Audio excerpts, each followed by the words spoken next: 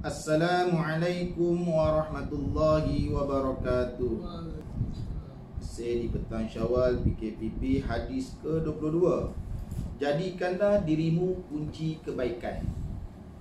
An Sahl bin Sa'd radhiyallahu anhu anna Nabiy sallallahu alaihi wasallam qala inna hadzal khaira khazain wa litilkal khazaini mafatih fatuba li'abdi ja'alahu Allahu miftahan lil khair mighlaqan lisyarr wa wailun li'abdi ja'alahu miftahan lisyarr mighlaqan lil khair.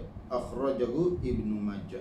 Maksudnya daripada Sahal bin Sa'd radhiyallahu anhu, beliau berkata Nabi sallallahu alaihi wasallam bersabda, sesungguhnya kebaikan itu laksana beberapa gudang. Bagi setiap gudang itu ada anak kuncinya. Maka untung sekali bagi seseorang hamba yang telah dijadikan oleh Allah sebagai anak kunci bagi segala kebaikan, penutup bagi segala kejahatan. Dan celakalah bagi seseorang hamba yang menjadi anak kunci bagi kejahatan dan penutup bagi kebaikan. Hadis riwayat Ibnu Majah. Ni apa ni maksudkannya tu dia sebagai kunci ni? Gudang, kunci, tengok keterangan. Dengan hikmah dan kebijaksanaan Allah Subhanahu wa taala telah menciptakan segala kebaikan dan kejahatan. Dengan itu Allah Subhanahu wa taala menguji siapakah di kalangan hamba-Nya yang benar-benar taat kepadanya. Oleh sebab itu Allah Subhanahu wa taala menciptakan syurga dan neraka, lalu membalas balik kepada mereka yang melakukan kebaikan dengan pahala dan syurga, dan membalas balik kepada hamba-Nya yang mengerjakan kejahatan dengan siksaan api neraka. Wais, nak masuk syurga ke nak masuk neraka? Masuk syurga. Jadi kalau nak masuk syurga, buat kebaikan ke buat kejahatan? Perlu buat kebaikan ke perlu buat kejahatan nak masuk syurga? Adik dia cakap baik lah. Baik. Tak dengar tadi. Justru siapa yang menjadikan dirinya sebagai anak kunci kepada kebaikan, iaitu mengajak orang lain melakukan kebaikan, berusaha sekuat tenaga untuk menjadi ketua dalam melaksanakan kebaikan, maka dia merupakan orang yang paling beruntung, kerana dia akan mendapat pahala daripada setiap kebaikan yang telah dikerjakannya sendiri, dan juga akan mendapat pahala sama seperti mana semua pahala kebaikan yang diperolehi oleh orang yang mengikut jejak langkahnya. Maka kebaikannya sudah tidak dapat dihitungkan lagi bagi banyaknya. Kita kena jadi leader buat benda baik. Tahu? Leader, tahu leader, ketua. Kita kena mengetuai perbuatan baik. Contoh perbuatan baik apa? Menghormati harta benda. Contoh apa kata, tidak merosakkan harta awam. Contoh tak merosakkan harta awam. Kita nampak kawan kita harta awam ni, contoh macam tadi public phone kat luar tu lah, ataupun bangku yang telah disediakan untuk orang awam duduk, tunggu bas. Maksudnya kerusi dekat sekolah adik.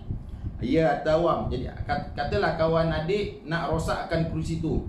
Adik kata jangan, kerusi ni nanti kalau dia rosak awak tak boleh duduk, orang lain tak boleh duduk.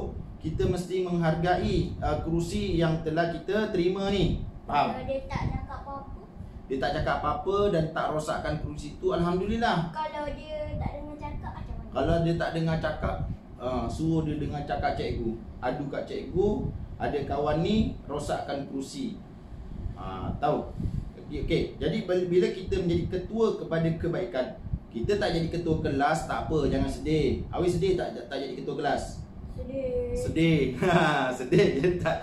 Itu jadi ketua kelas, kemudian cikgu pilih orang lain pula kan. Masa tu ketua kelas interim namanya. Tak apalah, jangan risau. Tak jadi ketua kelas yang tu, jadi ketua kelas buat baik. Jangan conteng meja, jangan rosakkan kerusi bangku sekolah, conteng-conteng. Jadi ketua yang itu. Bila adik suruh orang buat baik, jangan buat tu, adik dapat pahala. Kalau orang tu ikut, adik dapat pahala lagi. Orang tu pun dapat pahala, berganda.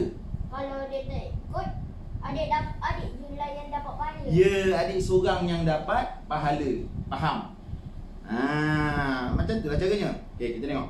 Sebaliknya, siapa yang menjadikan dirinya anak kunci kepada kejahatan, mengajak orang lain melakukan kejahatan, menjadi ketua dalam melaksanakan kejahatan, maka dia merupakan orang yang paling jahat, kerana dia akan mendapat dosa daripada setiap kejahatan yang telah dilakukan, dan juga akan mendapat dosa daripada semua kejahatan yang dilakukan oleh orang yang mengikutinya di belakang. Maka kejahatannya sudah tidak terhitung lagi banyaknya. Jadi adik nak jadi ketua orang jahat ke ketua orang baik? Ketua orang jahat baik. Ketua orang baik maknanya dia dapat pahala berganda-ganda. Ketua orang jahat dia pun dapat balasan berganda-ganda. Ya Allah, jadikanlah kami hamba-Mu yang mengerjakan kebaikan dan sentiasa mengajak orang lain untuk melaksanakan kebaikan, dan jauhkanlah kami daripada kejahatan dan mengajak orang lain mengerjakan kejahatan. Ya. Kalau orang jahat tu dia cakap, "Ya Allah, tolonglah bagi aku kejahatan." Mana ada, ya Allah, janganlah lintaskan hati hamba-Mu ini dari melakukan perbuatan jahat. Contoh, doa macam tu boleh. Ya Allah, jadikanlah kejahatan tu pekerjaanku, tu salah. Jadi setakat ni dulu.